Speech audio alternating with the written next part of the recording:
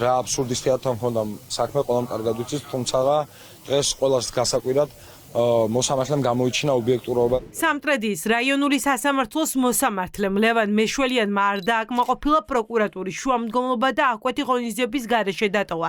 მელიაზე თავდამსხმელზე ძალადობის საქმეზე ბრალდებულები ცოტნე მირცხულავა და გაბრიელ კობაიძე. სასამართლომ არ გაიზიარა სახელმწიფო ბრალდების პოზიცია, რომ ბრალდებულები მოახდენენ მოწმეებზე ზემოქმედებას ან გაანადგურებდნენ მტკიცებულებებს.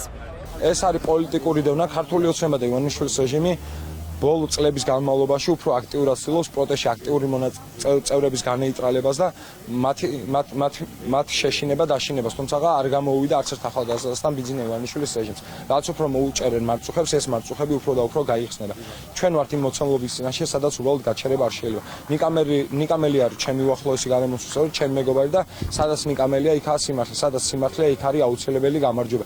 ებრძოლაც აუცილებლად ჩვენი გამარჯვებით დასრულდება. სასამართლოს გადაწყვეტილებით გაოცებას ვერ მალავდა დღეს მირცხულავას ადვოკატი ნიკა გვარამია. სხდომის დასრულების შემდეგ გვარამიამ იმ ბრალის აბსურდულობაზე ილაპარაკა, რომელიც მისი პარტიის წევრს აუყენეს. თავდასხმა ოპოზიციის ლიდერზე 2024 წლის 11 აგვისტოს მოხდა. ამ დროს საარჩევნო კამპანია დაწყებული არ ყოფილა, თუმცა პროკურატურა ბრალში წერს, რომ ბრალდებულები საარჩევნო კამპანიას ხელს უშლიდნენ და მათი ქმედება ძალადობაში გამოიხატებოდა. ეს ის შემთხვევაა, როცა სამართლებრივი ნორმა უბრალოდ არ არსებობს, კოდექსში კი წერია, მაგრამ არ მუშაობს, იმიტომ რომ უკავშირდება მხოლოდ წინა საარჩევნო პერიოდს და 11 აგვისტო ყველასთვის ცნობილია, რომ არ იყო წინა საარჩევნო პერიოდი, მაყურებლისთვის მარტივი რო იყოს და სამართლებრივი დეტალებით არ გადავღალო, ეს იგივეა, რომ საფხულის ოლიმპიადაზე მოქმედი წესით დოპინგის მოხმარებისთვის მოიხსნას ზამთრის ოლიმპიადის მონაწილე, ხო? ანუ საერთოდ რო არ ეხება ისეთი ნორმები გამოიყენონ. დაახლოებით ამას ითხოვდნენ. არა მხოლოდ ცოტნე მირცხულავა არ არის დამნაშავე და უბრალოდ დანაშაული არ არსებობს, არამედ ის ეგრეთ წოდებული ნაძირალა ტიტუშკაც კი არ არის დამნაშავე, იმიტომ რომ ამ მუხლით მისთვის ბრალი არ უნდა წარედგინათ. მას ბრალი უნდა წარედგინათ თავდასხმისთვის და შეურაცხყოფისთვის, ცემისთვის, შეიძლება და ბევრი მუხლი მოეძებნათ, მაგრამ ამ მუხლით ის არ უნდა გასამართლებულიყო და ყოველ შემთხვევაში ბრალდებული არ უნდა ყოფილიყო. დღეს ზუსტად 2 წელი გავიდა მელიაზე თავდასხმიდან ინციდენტიდან 2 წლის თავზე კი განსაზღვრების სკამზე ოცნებამ ოპოზიციის ლიდერის თანხლები პირები დასვა. თუმცა საქმე იმდენად თეთრი ძაფით იყო ნაკერი, რომ სასამართლო პროკურატურის წინააღმდეგ წავიდა. მოძალადესთან ერთად ასამართლებენ იმ ხალხს, ვინც საარჩევნო ოფისს ხსნიდა.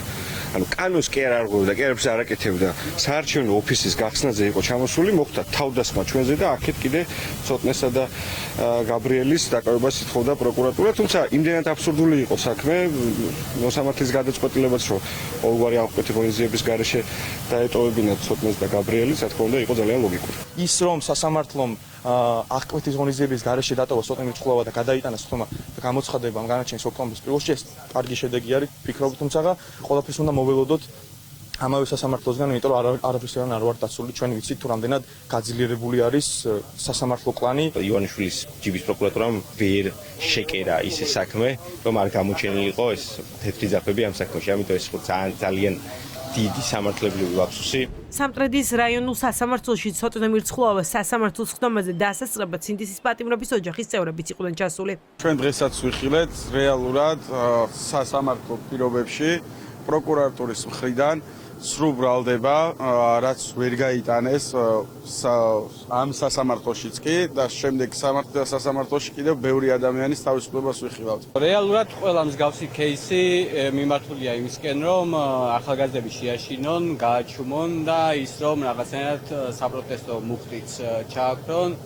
თუმცა, რავი, ჩემდა გასაკვირად, ცოტა მოულოდნელი იყო ის გადაწყვეტილება, რაც მოსამართლე მიიღო, რადგან ჩვეულებრივ ვართო სასამართლოში უსამართლობას უფრო ხედავთ, ვიდრე სამართალს. მელიაზე თავდამსხმელ სულხან საბა ნიკოლეიშვილს თავდასხმიდან მხოლოდ 2 წლის შემდეგ აქვს ბრალდებული სტატუსი, თუმცა რა შუამდგომლობით მიმართა პროკურატურამ სასამართლოს პოლიტიკოზე თავდასხმის გამო ამ ეტაპზე უცნობია.